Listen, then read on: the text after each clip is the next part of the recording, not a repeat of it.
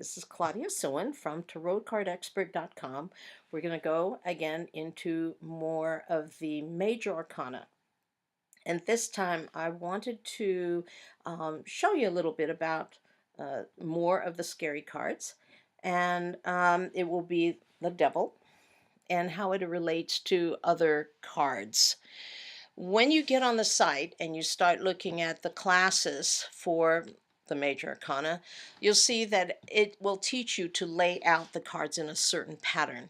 And that is from the magician all the way out to number 7. And then right under the magician is going to be 3 rows. The strength card all the way out another 7 cards. And then right under that will be the devil. And then all the way up to the world. This is just a good way for you to understand that there is, in a sense, logic or a direction that cards have a tendency to go. And it's good to understand how they relate to each other. For example, the devil represents that part of us that is the spirit that has chosen to be in the physical world. I mean, wow, for our spirit to be so open to all dimensions and all knowledge at once and say, you know what, I think I'm going to come onto a plane like the Earth plane, and there are other planes, other planets and other galaxies and universes and all that. But we're talking about the tarot, which was created out of the rhythm of being human on the earth plane. So we as spirit chain ourselves to this physical world. And we say to ourselves, this is what's real. That's why he's got his hand up saying, this is all there is. And you'll see that there's the Saturn symbol, which is the planet that has to do with limitations, restriction. I mean, what if you knew that every time you played chess, you were going to win or that you're going to lose, or any kind of a game that you knew exactly what the answer was going to be in the end? What fun would that be? And so, what we go into is limiting, darkening our sight. And that's why so much black is here. Do we darken our sight so that we can't see everything? So that we can kind of just be where we are and just learn what this limitation is really all about. And the spirit being in physical form is pretty weird. Um, to learn about hot, cold, to learn about duality, and to also learn about addictions and to learn about obsessions and to learn about security. How do I pay my bills and all that kind of stuff? Because in the spirit world, we don't need to worry about all that stuff. But when we come into the physical, we do have to think in those terms. And so sometimes we could get really stuck on, okay, I know that my spirit would like to do this other thing, but instead I will keep a job. I'd rather go on a walkabout, but I'm going to stick it out with my family and see what happens. And then we feel like we're being stuck, if that is how it makes you feel. But sometimes being stuck in something is, if you're aware that you have chosen to stay put and that you're going to learn something from it, then you're getting the most out of this attachment. Now, from the top, we can see that there's a magician. That's the first row of our first experience of being born. And then it goes into the high priestess and then the empress, but that's in the class, and we might cover some of that later. Um, then right under this guy, right, comes the second row, and that is now we get into another aspect of our being, which is our passion about stuff and how I feel about things and what is going on inside me. That's the middle row. Okay, the first row is our first experience of consciousness and all that, but the second row is what about what's going on inside me? And when you take a look at all those cards, it's pretty interesting when you see them in a row. But now we're going to cover this one. Okay, and this is the bottom row. And the bottom row has to do with, okay, I'm in physical form, and wow, what is that like? Well, the devil has to do with attachment. So if I've spent my life um, putting everything into, okay, a relationship, my house, investing in investments or whatever. This is the game that we play here, so that we can have some kind of, I'm going to invest, and it feels really strong to me, and so I lock my finances in.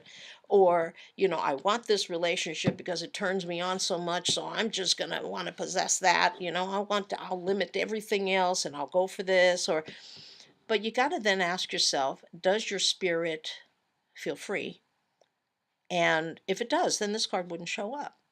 But if some part of you is feeling like, wow, maybe I'm giving something up to be able to have that, like even good things. Like, I had a reading where this woman, when I saw this card in her ego position, I said, are you limiting yourself for some other gain?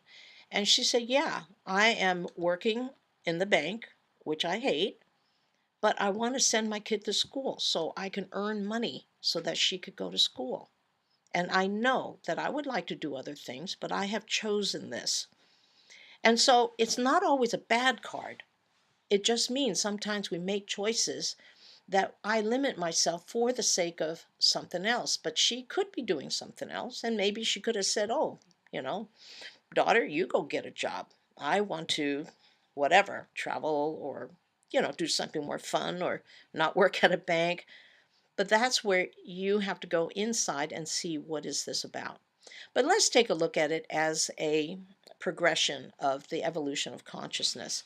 So when we attach to anything that is not really meant to be good for your spirit in the long run, it will always progress into something where we covered the last time, the tower, where things are being stripped away. And here's really what cannot be, what's left over cannot be stripped away anymore. So when you go and you have people who have put all their money and their life savings and everything into their house, and it burns down, or the hurricane comes, or anything can happen. They've always had physical strength and daredevil until the accident happens. Then it's shocking. It's so shocking, and that's why the tower is about, like, oh my God, I didn't realize that. Yeah, when my eyes were closed, now it has to be open. When we come to that open consciousness or realization that, oh my God, everything I've invested into, or my marriage, and then we find out that the partner had been having an affair, or that I find out that, well, I guess, I thought I was married for the right reasons, and then, I got found out that I'm having an affair or whatever. But the tower is about very much revealing, and it is that moment of surprise that goes and says, oops, I didn't, yeah, I guess everything I had hung on to can be stripped away. But what cannot be stripped away is your soul, your sense of, who am I? What is my truth? And so sometimes, if we get stuck with this sense of that, we get lost. Like, that's why addiction is sometimes so difficult, because it is a disease that affects the brain and cannot let it go. And yet I know I can't, I know I shouldn't. And that's when we end up in a halfway house or in jail or something. The tower comes along and says, no, you can't do this anymore. We got to move you into your evolutionary next step. Once we start to realize that this isn't my truth, that ultimately there is something deeper, more true, an aha happens. And that's where the star comes in. And we go, wow, you know what? I can see that I had invested everything. It got stripped away, but I still got my family. I still got my health, or, I still got my awareness of what is going on, or whatever it is, where this card comes in as a sense of peace after the shock. And it's a really a nice card. The star sometimes is represented as, oh, meditation and seeing the truth. Well, the truth was revealed in the tower. Now we're talking about accepting the truth, that this is what's going on. Once you do that, then you're ready to take a look at, well, then what caused me to even do this clinging stuff? What in my subconscious led me to this? And so, what we want to do is to then learn the tarot in relationship to how they connect from one to the other. And this time, I want to concentrate a lot more on the devil, because the devil has to do with, I'm going to do something about it because I really, really want it. And this is what I'm stuck with, which can get blown away. I see the truth. Now I have to take a look at, where did I come from in the first place? So check out tarotcardexpert.com and learn about the major arcana. It's really interesting stuff. The minor arcana has more to do with your personal work.